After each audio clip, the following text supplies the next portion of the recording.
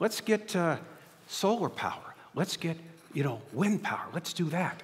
Well, how about even selling it? No, let's just leave it there. And so hear it now. Okay, since we met last, Israel, 8th most powerful country in the world, the 5th highest in the world with respect to technology, the 10th healthiest country in the world, and the 8th country in the world with respect to selling arms to other countries. They have been successful. In 70 years, Jack, they've done all this, and yet they're about to, they may throw it all away in an election coming April 9th. The region is so destabilized, of course, you know that, with what's happening in the constant transport and movement of weaponry from Iran, Russian military goods and Iranian goods coming into Syria, and it's escalating. I know a couple months ago we stood here and said the same thing before. Now it's more. There's actually, Israel has satellite imagery now of weapons being transported into Syria from Iran. And one of the political attacks is now to bring or to dethrone, I guess, Netanyahu, get somebody else in there who is favorable toward appeasement. Church, appeasement feels good for a moment. But the only reason why, of course, God's protecting Israel, but it's just interesting that Netanyahu is coming up for this at this election cycle, and Israel is at a very dangerous point right now because there are those within the government of Israel that would be fine handing Israel over.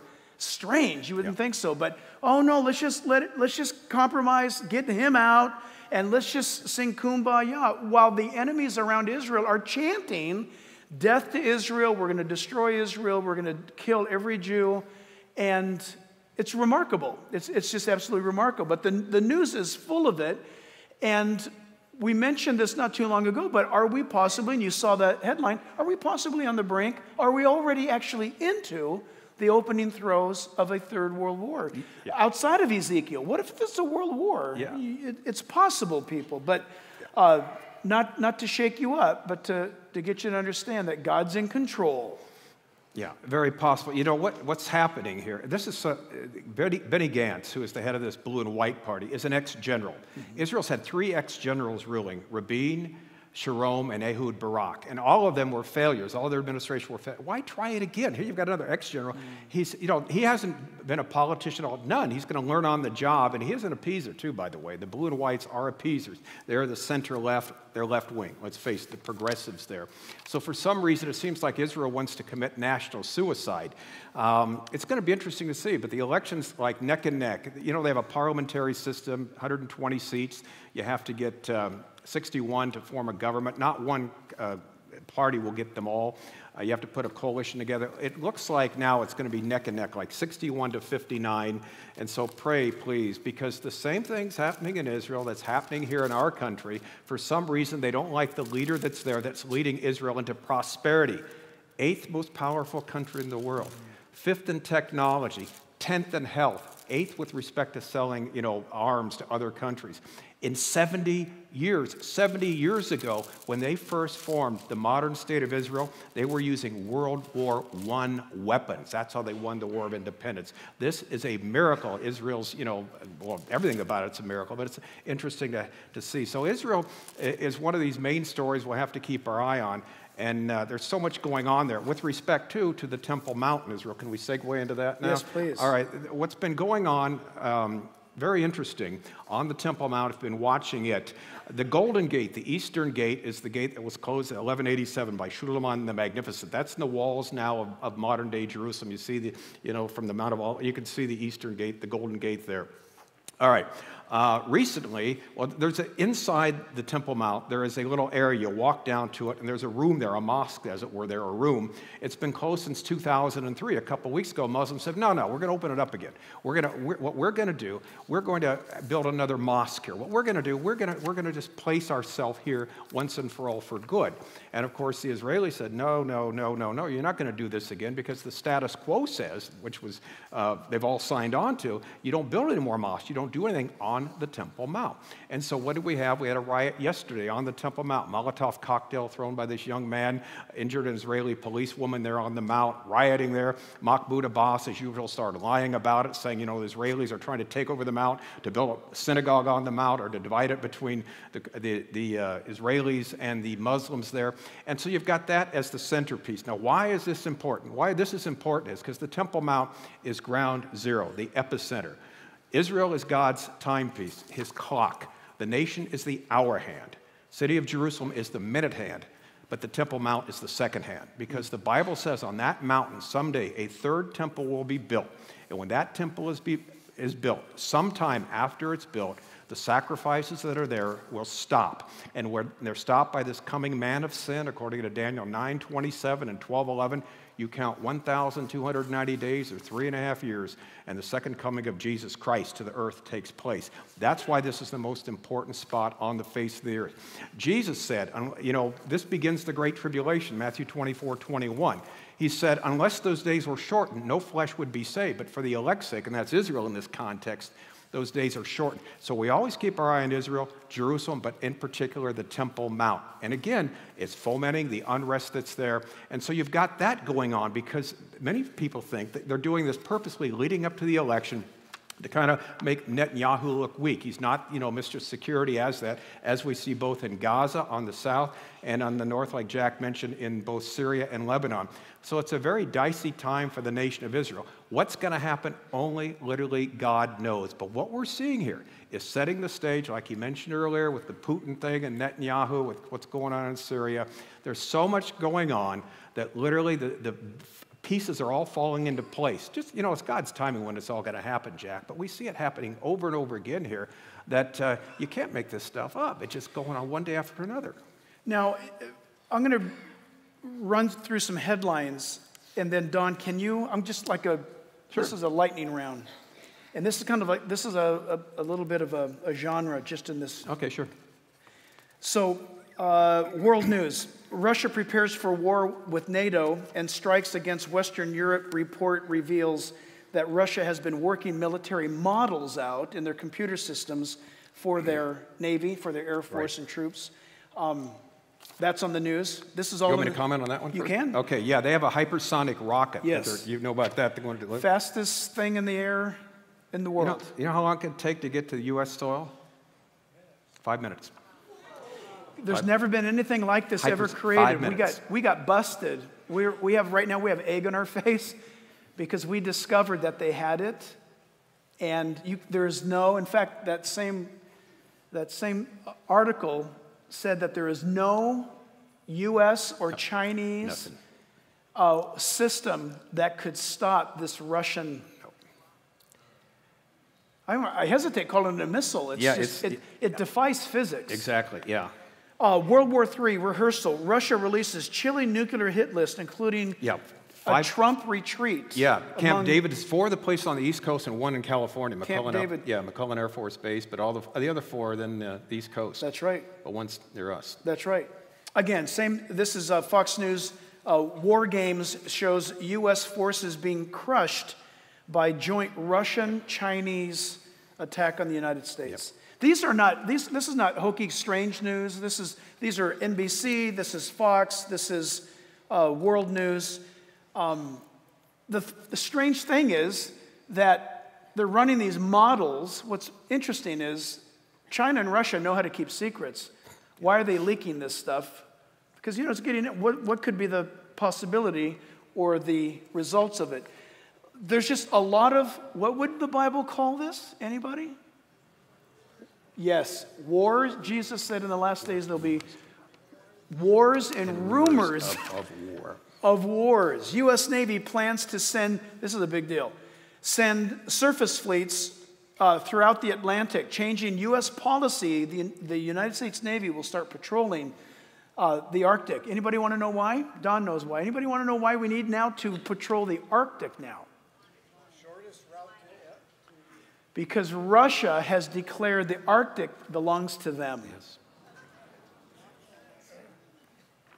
Russia's saying it's theirs now. So we've got to make adjustments to our policy. Why is Russia doing this? What's the deal?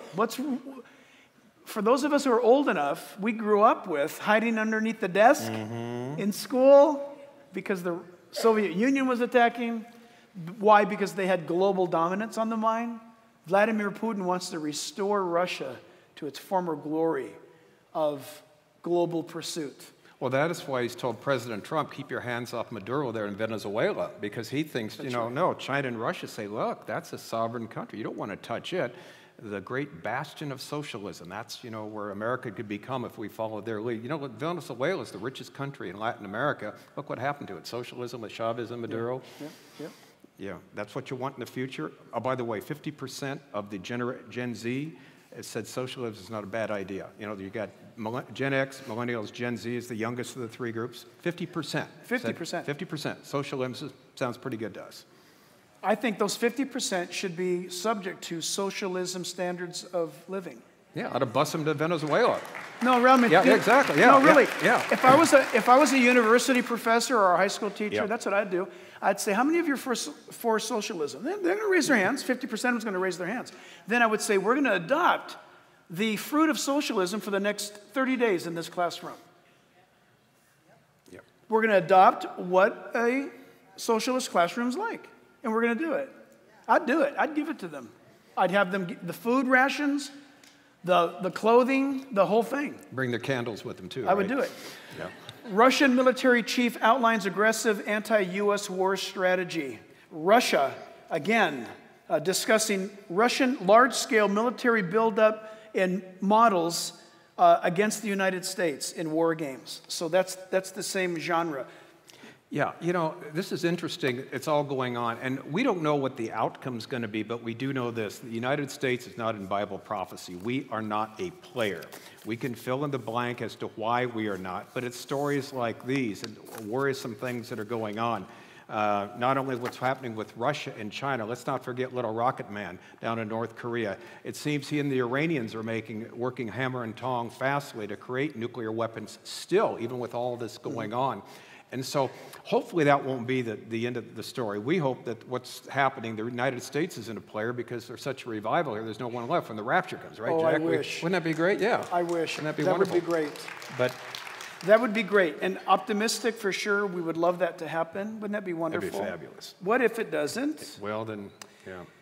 What if it doesn't, where the United States is a problem to the globalists? Big time. Nationalism. Now, people theoretically are going to say, oh, I'm against nationalism. A lot of people are saying, 50% are saying this. First of all, God put nationalism in your heart. He says that in the book of Daniel. Well, there should be no borders. Well, you're going up against the God of the Bible then. God says he's established all the borders of the nations that exist, and he's put people within the habitations thereof. So when we talk about this movement towards socialism or globalism, we have to understand something, that we are really pushing actually toward what the Bible, what Jesus talked about, and the Old Testament prophets talked about in the last days of lawlessness. We're heading towards lawlessness. Things don't matter. Things that are needed to sustain or to have a normal culture no longer matter to the theorist. If you live in a theory, if your life is limited to a classroom, then you don't have to deal with reality. So you can dream.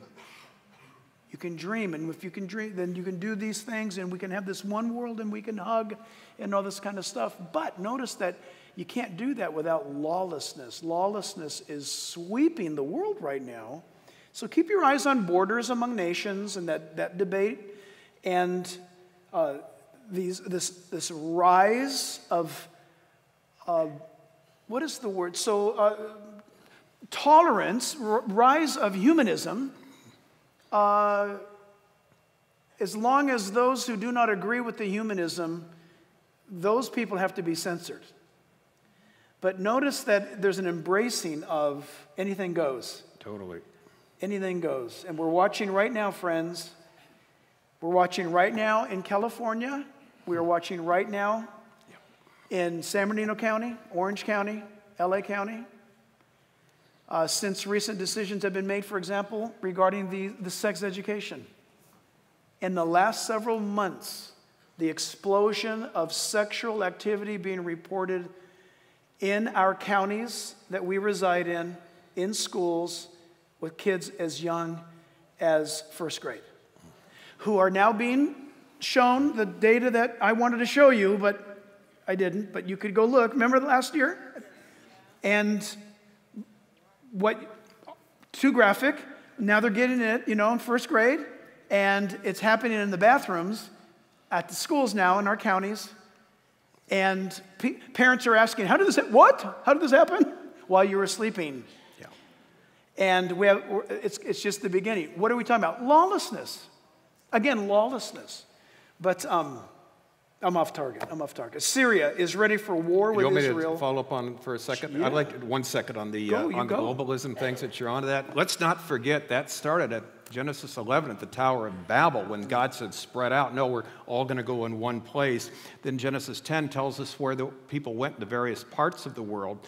And as Jack said, God gave specific borders to nations. And by rejecting borders, they're rejecting God gave a promised land with a series of specific borders to a nation, the nation of Israel. So by rejecting borders, what are you rejecting? A holy land for God's people. And so that's what's going on. And as Jack mentioned, at the time of the end, when globalism is no borders out, that's what they're pushing. That's what the EU is trying to push England to get back, Britain to get back into the European Union so we can control you. And you've got all these histrionic statements by Merkel, by Macron, and all these others about this is the worst thing. In fact, Macron said this is the worst thing since World War II, the British voting for Brexit. That's what he said. Yeah. Voting to get out of the European Union. This is the worst thing since the Second World War. But one last thing, I'll let you go on the next thing, Jack. Daniel 2:42 says, in the last days, this coalition will be like iron mixed with clay. Iron and clay don't adhere because what you have the government doing something, but the people don't want it. They want to be free, but you don't have freedom, do you? You have total control, and that's what happens in globalism, socialism, ergo Marxism too. Man. So. And if you have that socialism, Marxism model, in that model, there's no room for God. None. How convenient is that for our culture today? It's very possible that the greatest threat to Christian freedom or religious freedom in America, and it's just fine with the young generation, is let's have socialism because we don't like religion anyway. So let's take the big G out of God, and we'll take that big G and we'll put it on government. And that will become our God. It will feed us. It will take care of us from cradle to grave. We don't need God. We have government. And let's go for that. And that's what you see happening. And you see, well, that's kind of extreme. Well, talk to your college kid at school and ask them what they're learning in math class instead of math. They're learning about these things. But again, you said it exactly right. I had not thought about that before, that the ultimate borders is the land promised to Abraham. Exactly. And God specified clearly, from this point to that point, over there to this to that, are your borders, Israel. And no borders, no holy land, no God, right? That's what they're trying to get out. And by the way, one more Christian, one less Chinese, China. There's a story today, official vows to get rid of Western influences, meaning Protestant Christianity in China. So that's where the world's going, Jack. It's trying, in this country, all around the world, to get rid of anything that has anything to do with God, Judeo-Christian ethic. And the two groups that are being persecuted today, we get a hold of the anti-Semitism thing, are the Christians and the Jews. That's what the Bible says in the last days. Christians and Jews will be the two groups being persecuted. But you ever think of it this way? What does it assume? In the last days, there'll still be Jews exist. There'll still be Christians that exist. I mean, that prediction, it wasn't a slam dunk at the time for either people group, and they will be persecuted. Who are the two people groups in the world persecuted now? Christians and Jews. Why? Because we have an ethic. We have a holy book, a sacred book. They've got to get rid of that. The progressives do, not only in this country, China, Western Europe too, and wherever else we want to go. Don, what can you say about, right now, there is a U.S. Contingency of senators and congressmen. Yesterday, they're at the Golan Heights. Yeah. Making some pretty tremendous statements. Yes. Can you comment on that? Yeah, I'd love to. Actually, it was Lindsey Graham Graham. that did this. He was there at the Golan Heights, and he said the U.S. has to recognize the Golan Heights as sovereign Israel territory. And today it was interesting. A statement was made. In fact, the Palestinians have come out and said, wait, what are you doing this? It sounded like the U.S. was recognizing the Golan Heights as sovereign Israeli territory. Let's understand what happened. In 1967, the Six-Day War, the Golan Heights, the city of Jerusalem, the Temple Mount, the Mount of Olives, and the Golan Heights were liberated by the Israelis in a war with Syria. It became Israeli territory. It's been that way since 1967 and 73 with the Yom Kippur War. The Syrian army came down from the Golan Heights and actually overlooked the Sea of Galilee. And one of the stories one of our guides tells us how miraculously God intervened there in this Golan Heights area.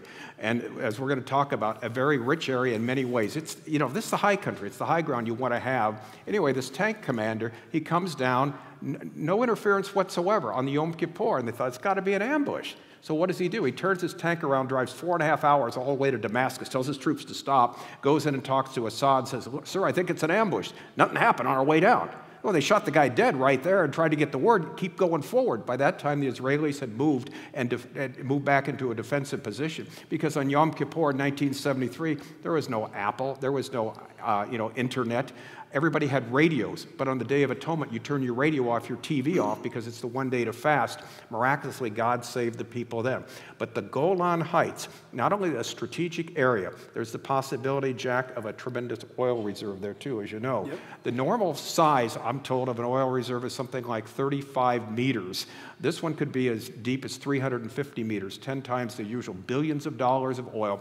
And this disputed territory, the Golan Heights, which Syria claims, the United Nations says it belongs to Syria, okay? Russia is going to invade someday, Jack, to take a spoil, right? That's right. Ezekiel chapter 38 says, it's rather interesting too. When the prince of Rosh, Meshach, and Tubal, with the coalition of today, which are all Muslim nations who have vowed the destruction of Israel. So here you've got a 2,600-year-old prophecy saying that in the last days that the leader of the ancient peoples or nation or people group that's north of Israel, Rosh, Meshach, and Tubal, they're going to have these other nations. And it says that you will be a guard for them. In the Old King James, I think it's the Old King James that says guard. And the word in the Hebrew is a supplier, a provider for them. You'll be a provider for them. You'll be a supplier to them. So you need to check that out on your own. Ezekiel chapter 38. Whoever Rosh, Meshach, and Tubal, its leader is, goes by the title of Gog, G-O-G. And he's going to be the provider to nations that are mentioned. And those nations mentioned are in play right now in the news, vowing to destroy Israel right now. But you say, well, does Russia want to destroy Israel? I don't think Russia wants to destroy Israel. I think Russia needs what Israel has. For one thing, Russia needs the Mediterranean. Yes. The other thing is, already it's very much spoken of, and I think it's going to increase, as Don just mentioned. Keep your eye on the news. Israel is going to very soon, if not already, will be a dominant super power of that region right now. Such a small country, yet economically, you said it in your opening, economically, militarily. Lindsey Graham said yesterday that the United States has no idea the amount of intelligence and engineering that Israel supplies to the United States. Yeah. That makes China upset. That upsets Russia. That upsets a lot of countries. We need Israel. The world needs Israel. I had a Muslim whose family live in Gaza tell me that since Israel pulled out of Gaza and left, his family's life has gone down the tubes because medical's gone, food's gone, water's gone, policing is gone. You don't hear that in the news. But the point is this, that Israel is going to soon become a superpower in the region. And the Bible says that Rosh, Meshach, and Tubal in the lands of Libya, think of it, Turkey, and it gives the list of them, Persia will come against Israel to take the booty, the spoils, the rewards. I don't think they care about the Jew. They want the goods. And Israel's sitting on Leviathan, which is considered the largest natural gas reserve, and oil. Watch their oil discoveries increase. They're already huge. It's increasing. Amazing. What else? Well, by the way, too, what I didn't mention, Israel's soon going to be the fourth nation that puts a rocket ship on the moon. Oh, yeah. China, Russia, and the U.S. with already. With a Bible. Yes. Did you know that? Yes, with a Bible. Netanyahu ordered a Bible to be on that lunar Isn't that landing great? module. I mean, think about it, Jack. Here they've only been in existence as a modern state for 70 years. They started out in total poverty in 70 years. Look where they become. Miraculous, as Ezekiel 37:38 says, and that's why, that's why they're going to want to come and take a spoil, because Israel has something these nations want and something they need. That's right. Switching gears, European Union shock. How a staggering 86% of European Union citizens, so this is the USE, the United States of Europe, quote, do not feel very attached to Brussels. Discontent with the EU has been growing in many member states as, according to a 2018 poll, a staggering 86% of its citizens do not feel that Brussels is their capital. The European Union has no leader. But the Bible talks about a man coming out of what we've traced simply, clearly, just take the time, of what is the ancient Roman Empire. A man will arise out of a conglomerate of 10 leaders. The Bible tells us there'll be an 11th guy, number 11. He's not going to be very significant. The Bible tells you that he is a stout fellow who speaks proud or arrogant words. He's going to be an orator.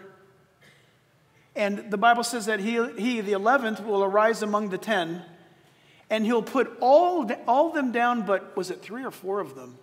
Was it 3? And he will use them until the right time, and then he will throw them off and seize power. Interesting, the Bible tells us that he will also be the one who, issues the permit, as it were, to rebuild the temple? Probably, yeah. Probably. Most likely, Second he'd be the man of peace, as it were. It's interesting, too, you mentioned that 86% don't like it. Daniel chapter 2, verse 41, 42, it's iron mixed with clay. They don't adhere because the people don't want that. It's going to be forced on them. This society, this socialist, globalist society just doesn't work. People like their own borders, their own tradition, their own history, their own mores, their own laws. That's all gone by the wayside. We're one big conglomeration with no borders. There was a migrant act passed in the 11th or 12th of December last year, which basically says migrancy is a right. You can go to any country in the world you want to and live there. No one can tell you not to. And about 136 countries signed on to that. Now, it's not non-binding, but it's a resolution that they made saying literally anybody can go anywhere in the world they want to and nobody can tell them no matter who they are, whether they're a criminal or whoever they might be, because we're free to roam anywhere because we have no borders anymore, which is one big happy world, right? But trouble is, Jack, nobody's happy, are they?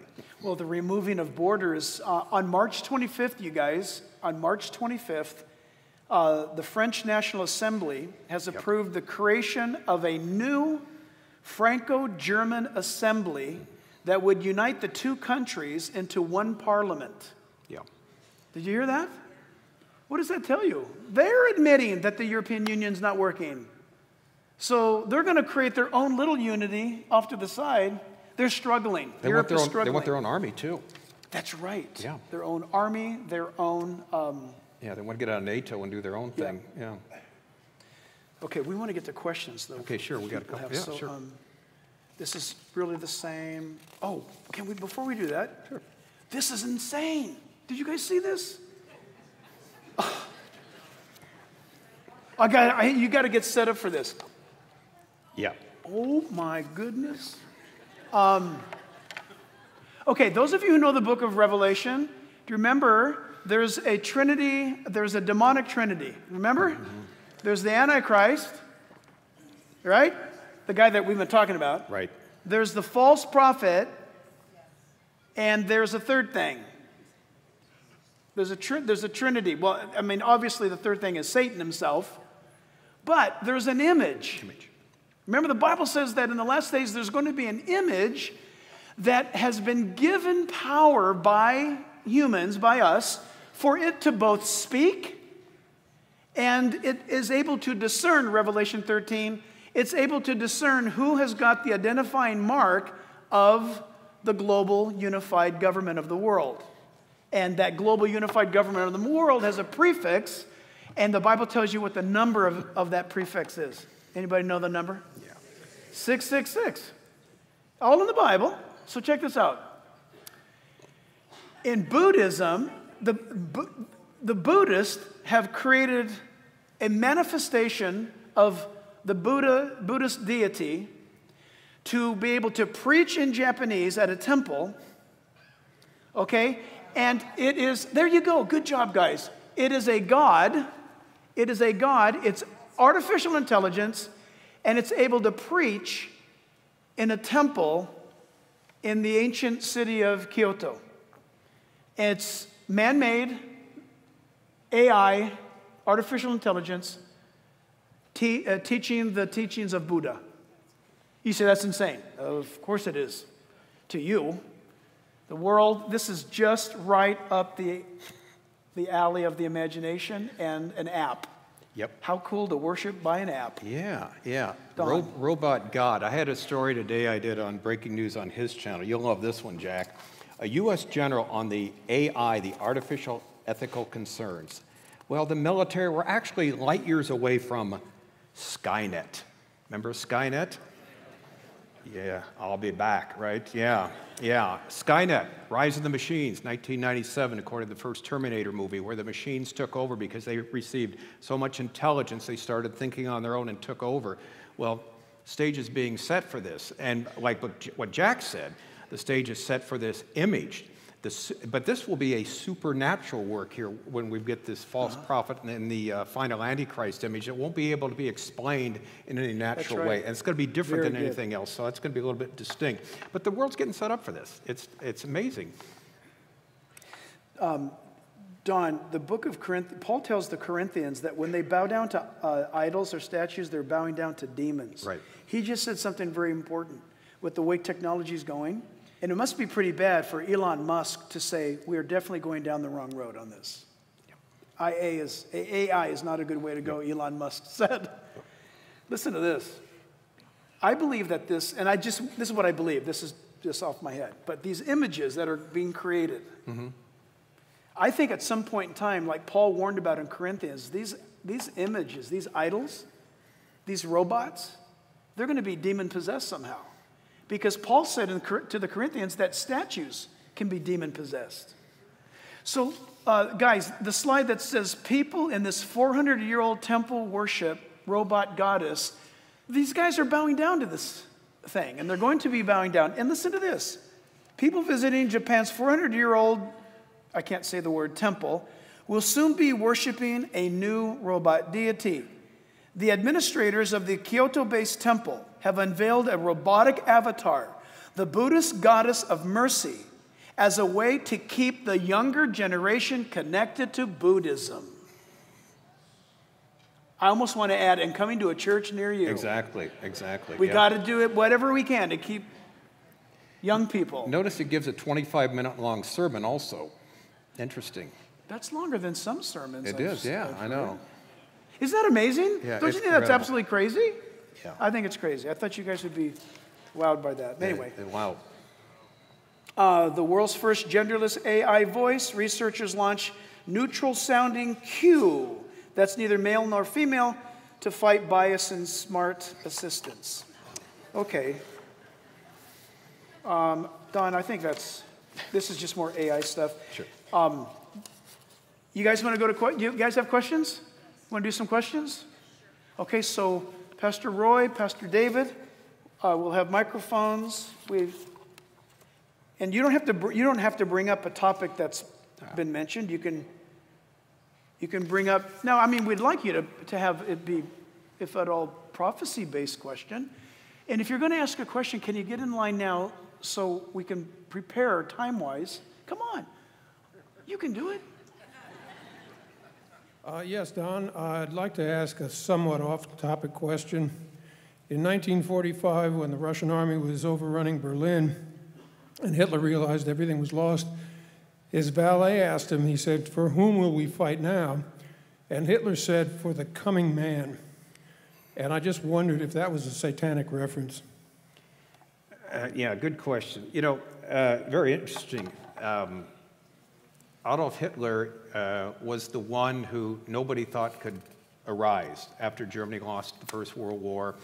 The military was taken away, but Hitler, you can make a great case, not only he, but the whole Third Reich, the whole upper echelon were all demon-possessed. Werner von Braun, the famous rocketry expert, talked about after the Second World War, he would discuss technical things of rocketry with Hitler, and Hitler understood it. He had like a second-grade education, that's all he did. And so whether this is a prophecy, from the pit or something like that, well, again, Hitler was raised a Catholic too, remember? And so, in fact, he claimed to be a Christian on certain times when he went in his anti-Semitic tirades against the Jews. So who knows what he meant? But the point is, whether Hitler said it or not, it's going to happen. This man of sin is coming. 1 John 2:18 says there's many antichrists. Every generation has an antichrist. There's always someone waiting in the wings. One thing when I wrote my book on the subject, The Final Antichrist, I never realized this until someone pointed it out. I read it in an old Moody Bible Institute book from the 60s, and it said this, every generation has to have an antichrist, someone waiting in the wings to be that final man of sin, because only God knows who he is. Satan didn't know who he is. He didn't know the future. He didn't know when God's going to end his program. So there's always got to be somebody ready. And people thought Hitler was, Mussolini at the end of the Second World War. Like Jack said earlier, it's going to be someone that comes out of obscurity, someone you least expect from this European power in the last days. But again, I wouldn't give much credence to Hitler's prophecies, but it's scriptural. Yeah, this man is coming. Question? Yeah? It's okay. I don't think he's. Is he ready? We ready? Yeah.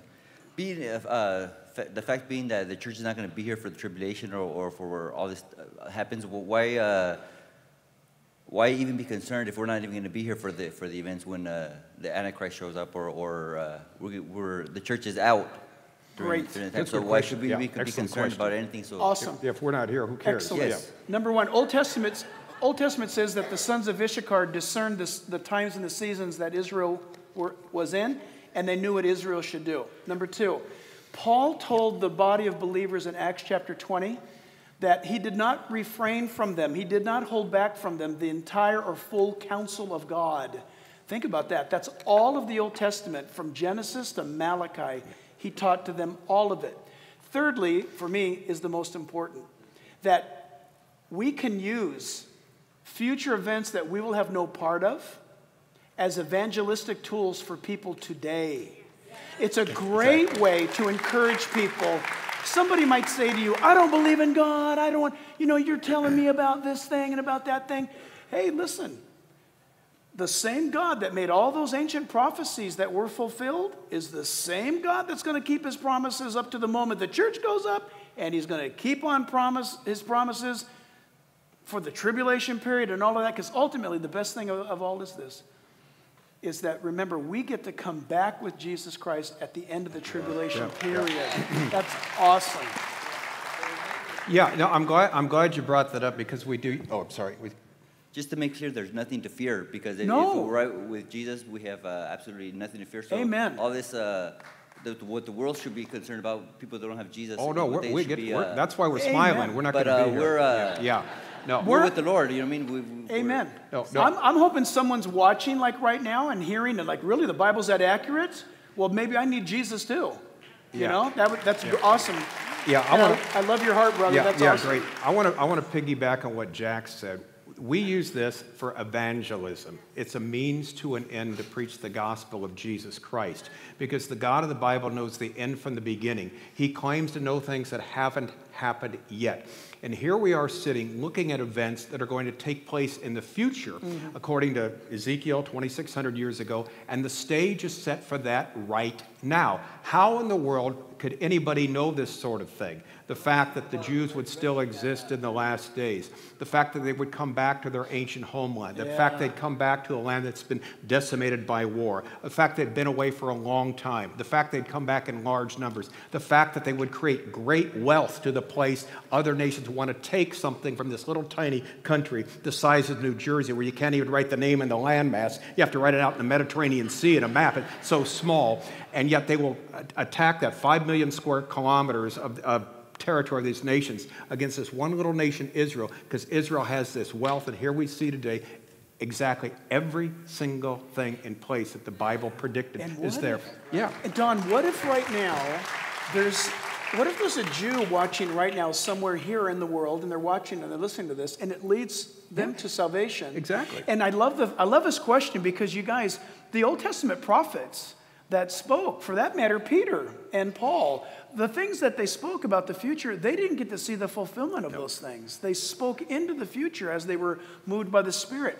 We get to take the Word of God that they authored through the Holy Spirit and look into the future, all to build your confidence in the Bible.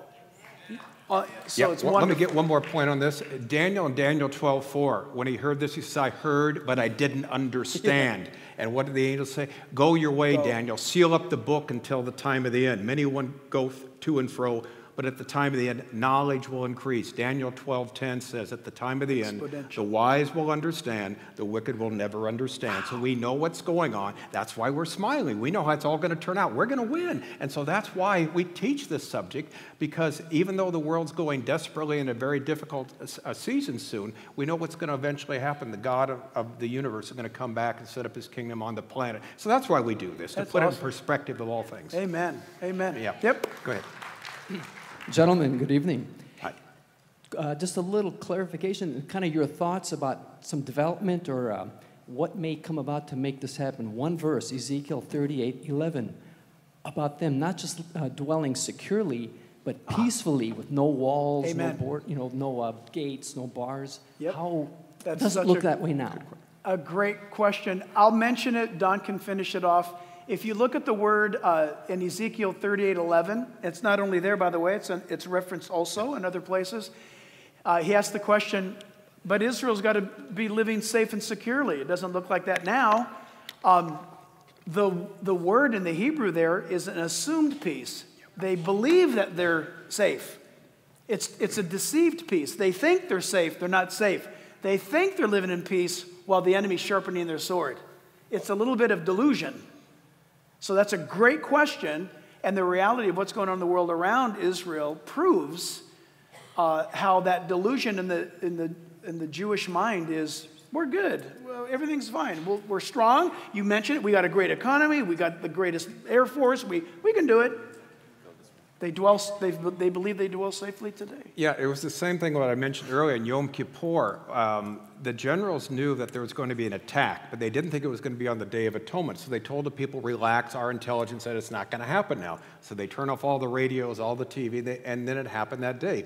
They thought they were safe. Now think about it this way, and this is why this is so amazing. You can't make this stuff up. A few years ago, one of the questions we had is, how in the world could they be attacked not seeing it coming? Well, we thank the Islamic State for that, because at one time a few years ago, they controlled 1/3 of Syria, 1/3 of Iraq to get them out of there. Coalitions of different groups amongst, the Americans finally came in at the end under President Trump. But the Iranians, the Russians, the Turks, and that have rid the Islamic State, ISIS, of that particular area. For nation building now, who is coming? There is a land bridge all the way from Tehran, through Iraq, through Syria, all the way to the Mediterranean Sea, with Iranian soldiers, Iranian conscripts, and that to rebuild the country of Syria, which has been a civil war since 2011.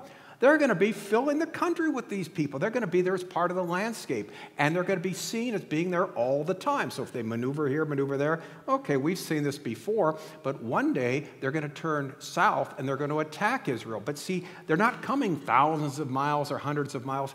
They're 15 miles from the Israeli border right now, and there's actually Syrian troops, Iranian troops. You've got Hezbollah, you've got Shiite militia on the Syrian border dressed as Syrian soldiers right now. And so that fulfills, Jack, something we were wondering for years. How in the world could they be surprised? Well, they're not coming from a long distance because of satellite technology. You'd see them massing, right? You don't have to now. They're right there. I've always, just exactly what you said, we always thought that there would be this invasion somehow, and there's, it would take an assemblage of power, and now they're miles away. They're right there. And we just never saw that one coming. Nope, Here's never the thought point. of it. The Bible said that they would come out of the uttermost parts of the north. The old King James, Ezekiel, that Israel's enemy would come from the uttermost parts of the north, which is the furthest point north. From what? According to the Bible, what's the center of the map of the world? If you were to unfold the map, of course, we have Washington, D.C. as the center of the world, America. Well, that's because it's an American map. Russia has Russia in the middle. God has Jerusalem in the middle, right? It's true. And if you go directly north, magnetic or true north, you're going to go through two towns, two cities. Magnetic or true, from Jerusalem, one puts you through Moscow, and the other one puts you through Murmansk, the political capital of Russia and the military capital of Russia. It's rather amazing. God says, out of the uttermost parts of the north, this one will come and attack you. But now, when they said come, he didn't say they're going to come from thousands of miles in an hour. Now they're across the street. Yep. It's absolutely amazing. An interesting point of trivia now. Why is it called the Middle East? Because the Brits thought they were the center of the world, and from Britain, Israel is in the Middle East compared to their map of the world, because they thought they're numerous. No, the Japanese thought they were, again, the center. Everybody thinks they're the center of the world in that. But that's why we got the name Middle East, because that was thankfully the Brits gave it that, because we're the center of the world, Hail Britannia, and so that's Middle East from Great Britain. London used to be considered the capital of the world. Exactly, yeah. If you go to Sacramento, Gavin Newsom's office is the middle of the map of the entire universe. I'm kidding. Yeah. I just had to say that. Over here. I understand that Damascus is going to be destroyed in prophecy. The timing of it is not precise, whether it's before or after the rapture. My question is, we know that there's going to be additional persecution of Christians and Jews as time gets closer. Do you think that could be a triggering point, and perhaps it is before the rapture, because that would elevate the persecution? You're talking about Isaiah 17? Yeah, Damascus. Me personally, I get up in the morning and I turn on the news for about 30 to 60 seconds. I'm not kidding. I turn on the news. If something big has happened in the world, big, I'm talking big, it's going to be on the news. And you'll know within 60 seconds. I expect every day I wake up, I expect to hear some catastrophe coming out of Damascus. That's where I believe Isaiah 17 could happen any moment now. And I think now's the time. There's no Christians there anymore. And then the persecution would increase because they're going to blame it on the Christians or the Jews, no matter who does it. Well, you know the Jews are going to get blamed for Isaiah 17. Oh, yeah. I mean, they're probably blaming the Jews right now for Facebook being down. Yeah. I mean, it's just history repeats itself. The Jew was blamed for Europe's woes in World War II era. So, I mean, it's just, yeah. Isaiah 17, man, I think any day. Now, it doesn't have to be, but I look for it every day. Second to the rapture. Thank you. So as a young attendee of this church, I want to say that I absolutely love talks like this, and prophecy fulfillment are probably one of the main reasons that I'm a believer. So my question for you guys is in regards to the future of genetic modification. Recently, many people probably haven't heard that the second person ever in the world was recently cured of HIV/AIDS inside the womb. This was out of China, And I'm wondering if there's anything pertaining to that towards prophecy, or what your thoughts are on the future and maybe the dangers of this kind of technology. Yeah, let me take that one. First of all, we don't know if they're cured yet. That was genetic modification because there was a man in China that experimented on that, started playing God with the genes and thought they'd taken away the gene that would cause the HIV virus. And their twins were born actually from that. We don't know what the outcome is, if these twins will remain healthy and safe. So you don't start tinkering with the body that God made, the genes that God put together. Maybe they're okay now, but you don't know what's going to happen down the line from that. But you're right. This is one of the things in the future, genetic modification. Because think about that. If you believe in evolution, you believe we're here by blind chance, we're getting better and better, well, let's help it along. Let's tinker a little bit with, get under the hood and tinker that. And that's exactly, you're right, what's happening now. And we'll see more and more of that. But again, we can't play God. It's almost like saying God's, creation here is somehow imperfect, and so they tried to. This guy tinkered with it. Now, if you know the story, the scientist that did that is persona non grata in China, and he's now nowhere to be found, nowhere to be seen. He's been, the Chinese government denounced him for doing something like this, probably because they're doing it, under the radar. They don't want. He made it. He put some paper out and made a big splash about it. But yeah, that's happening right now, and so many other things going on. We could go into bioterrorism and all that, if you want to start talking about modifying things. So it's a freaky world we live in, but the Bible talks about plagues and pestilence too, so we'll see that at the time of the end. And so, but tinkering with the human body, it's almost, can you imagine saying, I can make a better human than what God made? Well, they don't believe in God, so that's why you had that. But yeah, that's a great story you brought up, and appreciate that. Well, this dates back to Babylonian era, where those that were considered in the know, maybe they were shaman types or whatever. There's evidence in Babylon that they tampered with human bodies for sexual reasons. Women were tampered with. It's known in during the times of Egypt. It's ancient. It's nothing new. But while you were talking about that, I agree with you that for me, the night I got saved, a Bible prophecy message was being taught by Greg Laurie. And for me, this God knows the future. He can tell the future in advance. Who can do this but God? So for me, it was a slam dunk. But Don mentioned Daniel chapter 2 earlier, and with your question, I'm wondering, I'm only guessing, this would be table talk over coffee, right? Sure. No one's listening, just you and I are talking. That's right.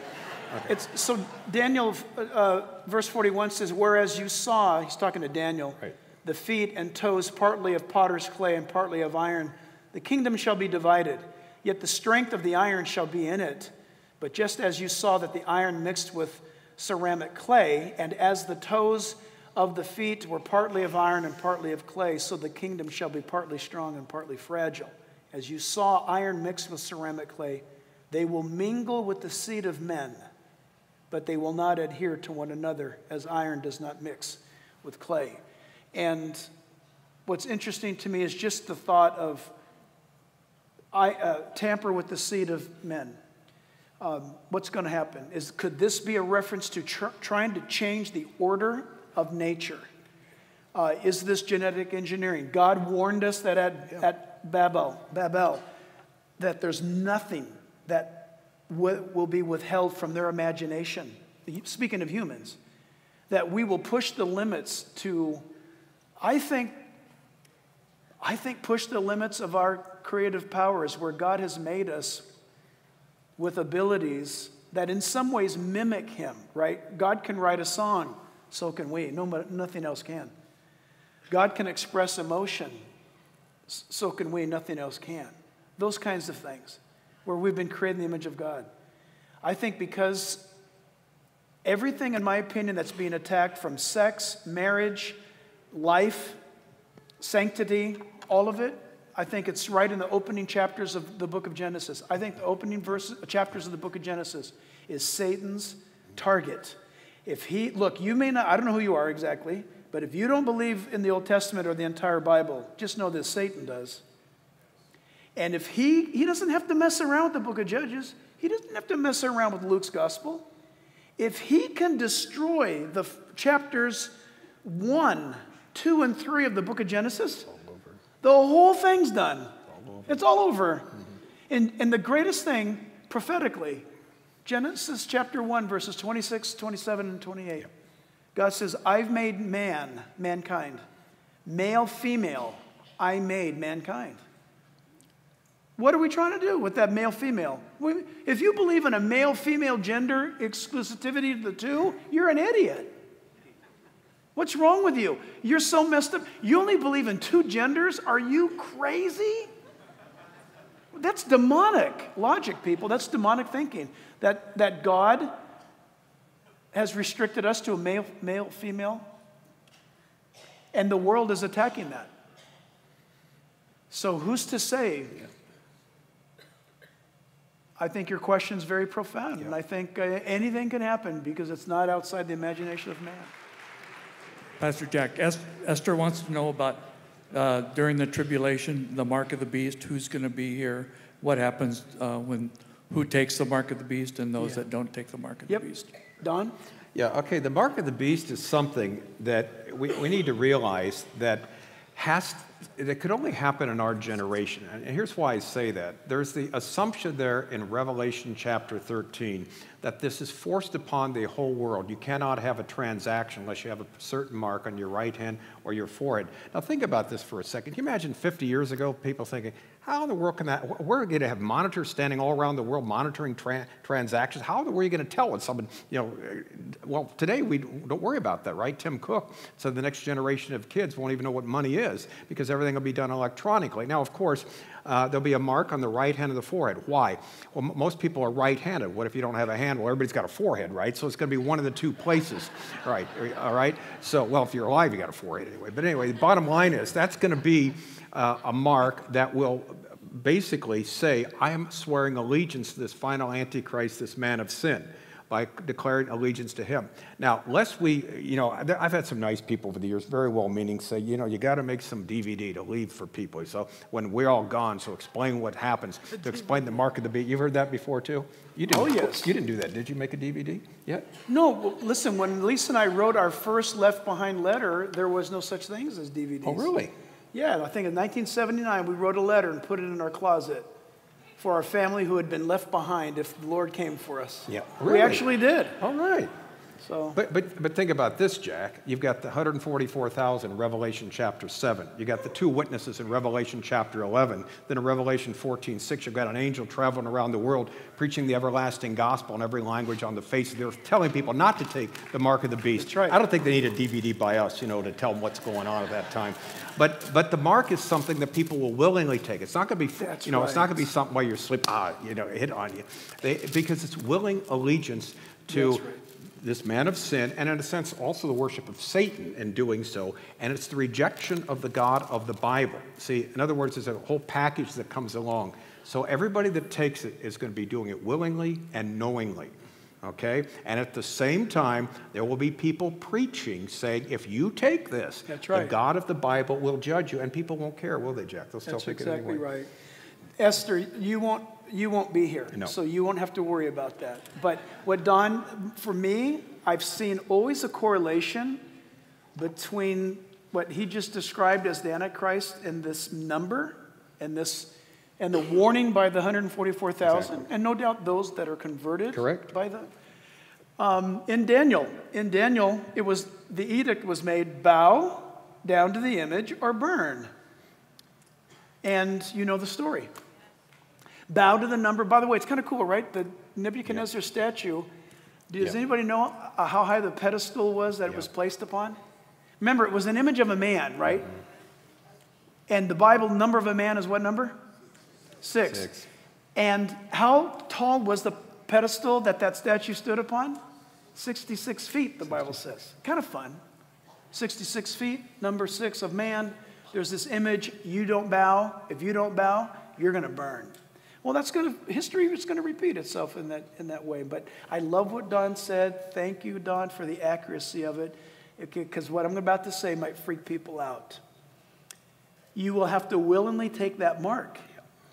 You will have to willingly take the mark. Why do I say that? Because you and I were sitting at Calvary Chapel back in the 70s and 80s. Yep. when people freaked out when credit cards got a magnetic strip on the back of them. They never used to have magnetic strips. Pastor Chuck held it up and said, look how much we're advancing. And he said, you know, we're heading in that direction. Then the microchip came in. Remember the chip? Oh, boy. Oh, my gosh, look how thin it is. It's in my credit card. We're going to get it in the hand, and we're going to wake up one morning, and we're chipped. We're chipped. Now your dog is chipped. Your cat's chipped. There's some babies that are born in Europe where the children are chipped in those areas. Just because you're chipped, there are some U.S. Special Forces that are chipped. This has nothing to do with the Antichrist. Listen, the entire U.S. economy, citizens, could be chipped, and it has nothing to do with the Antichrist. Do you understand that? You need to break through that thing of, oh, no, it's a chip. I don't even eat chips. It's too close to it.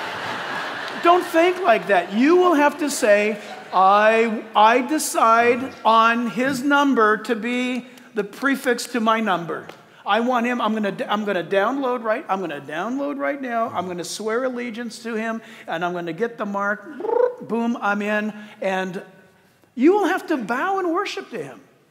So hypothetically, there could be 50 more years before the Antichrist ever comes, and in 10 years to stop human trafficking, drugs, and illegal immigration. Everybody in North America gets chipped. You are not accepting the Antichrist. Do you understand that? Right. I'd go get chipped, and I would just go, and I'd go to work. You have to bow to, you will have to accept his allegiance.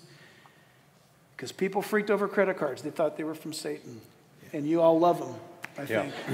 Well, you know, actually, Jack, it's going to be coming sooner than that. By 2021, the top 20 airports will have every face scanned and facial recognition of everyone that comes in the top 20 airports in the United States of America. Not only everyone that comes in from another country, that's 100% of them, but anyone takes a flight out of the top 20 airports in the country, everyone will have their face recognized at that time. They're working towards that. I just went to Canada just a few months ago, going back again.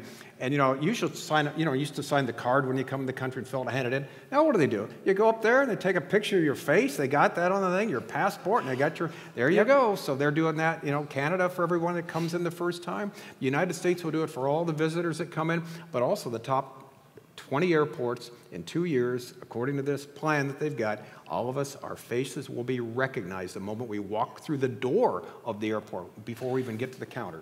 I have an iPhone. Yep. You want to know how I unlock it? Yep. Mm-hmm. You already know. Yep. I just look at it, and it unlocks it.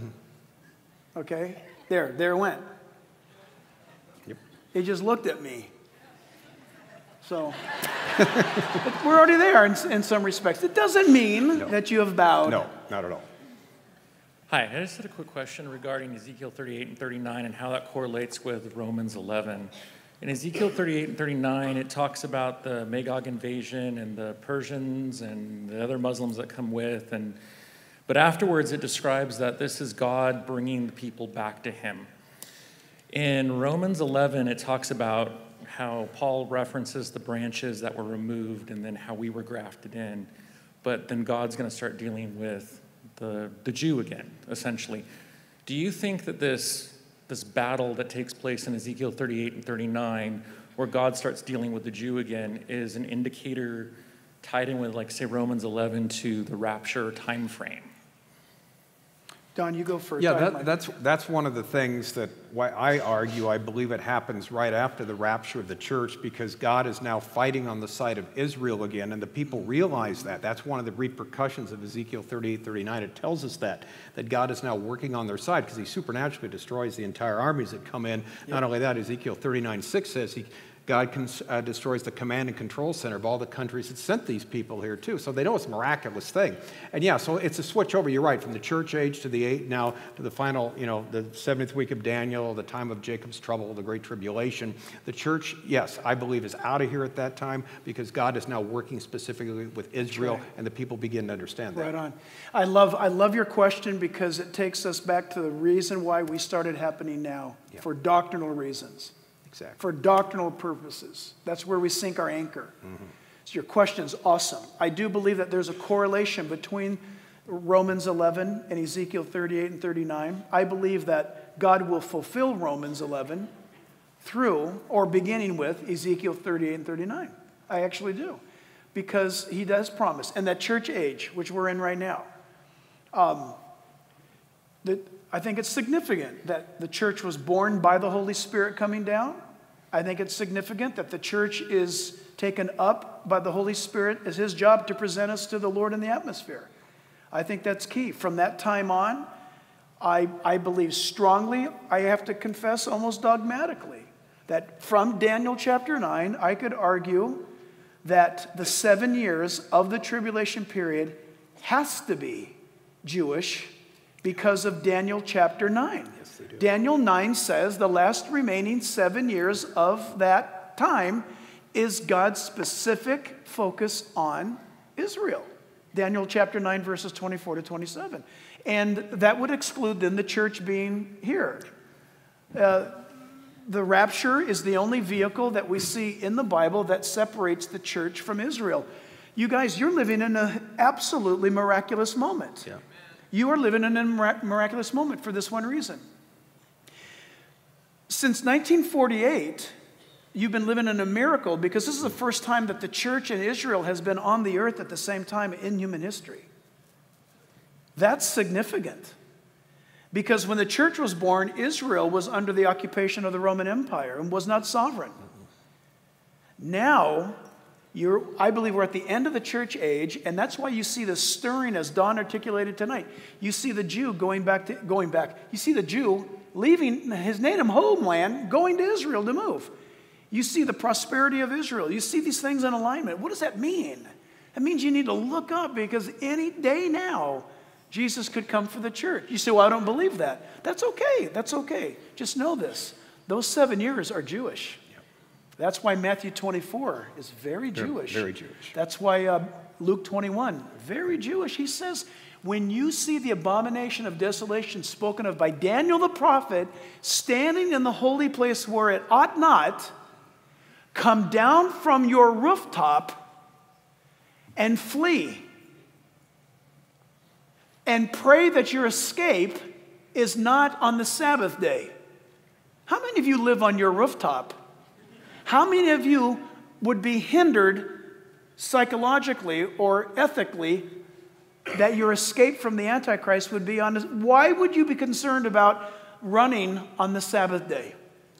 Because you could only go 1,200, how many furlongs, like whatever yeah, it is. Not very far. Do you hear what I'm saying? It's so Jewish. The 7 years are Jewish. Very important. Me being 19, going on 20, usually I'm on social media. So I found out on YouTube, BuzzFeed released a video describing how there's 3 non-believers talking about why they don't believe in God to a pastor. And this is like a renowned singer-songwriter, Erica Campbell. And she was just listening. So as of right now, and who's the pastor? Erica Campbell. And do you know who that is? Okay, anyway. She's a female R&B songwriter, singer. And as of right now, there's 119,000 likes and 5.2 thousand dislikes. Me, I take this as a negative way because we have 3 different parts, 3 different people describing about how they don't believe in God, and most people like me have access to YouTube, and they're seeing like a bunch of these disbeliefs. Them first seeing Christianity, they immediately think, oh, I don't want to believe in that.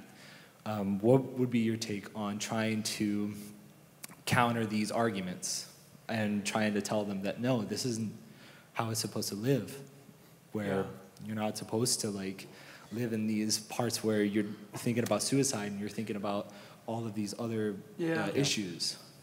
Yeah, you know what? I don't know if you're going to like my answer, to be honest with you. I believe there's a direct correlation to suicide and the internet. I may be ugly, but I'm not stupid. I could actually go home tonight and get online, and I could fabricate something. I mean, I know enough spiritual talk. I could go home tonight and I could fabricate something. and deceive thousands of people. I could say things online. I can even get photographs or manipulate photographs and upload them and completely bamboozle people.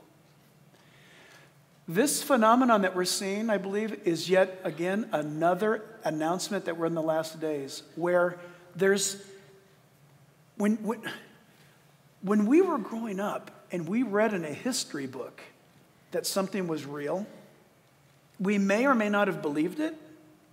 Probably depended upon the teacher that we had.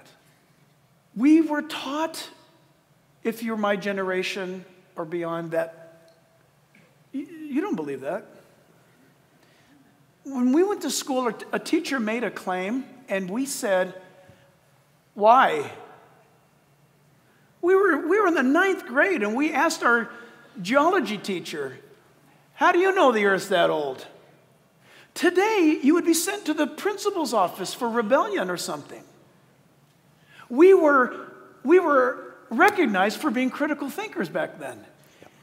Today, people make a statement, and all of the non-thinkers run right off the end of the earth with it. And it's a perfect spiritual moment for somebody to come on the world scene and say, follow me, I've got the answers. And Jesus said,